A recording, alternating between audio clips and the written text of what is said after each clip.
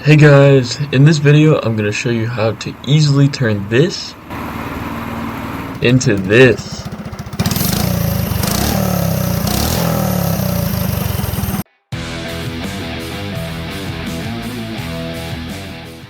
Now to start, take your stock muffler off of the engine and gently scrape the gasket off. If you don't break it, you can reuse it later. Cut off the flange to your stock muffler as close to the flange as possible without damaging the flange itself.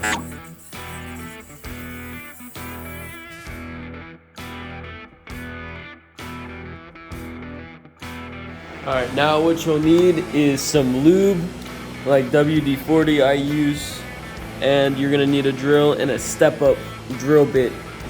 That's what these things are called, and they drill. If you keep drilling, it'll make the hole wider and wider. Get your lube.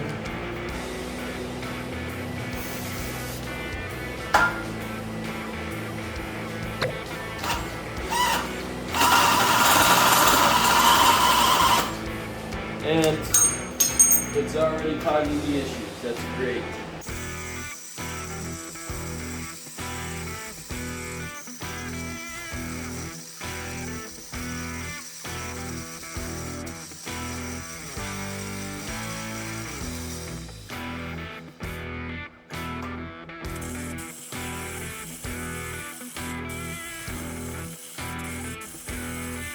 Alright, that's the widest it can go, right there.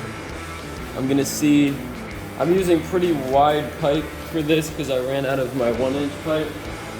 So hopefully this stuff will work. You may not have to go as far, you need to keep checking to see if your pipe will fit inside of this, and if it does, you're doing good.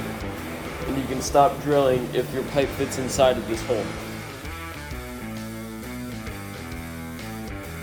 This is what yours should look like when you finish. And don't worry, I'll show you how to bend your pipe as well.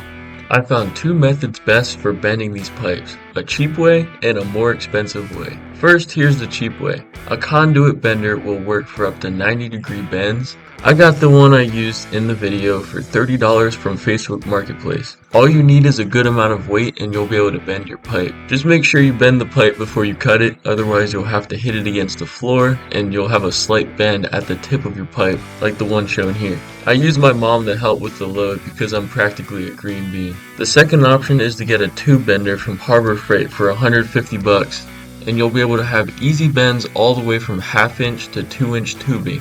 If you want a video on how to use this tube bender, let me know in the comments. Now, align your pipe in the flange on the engine so you know exactly what it'll look like when you weld it. Let's get this thing tacked up, welded, and see how well it fits.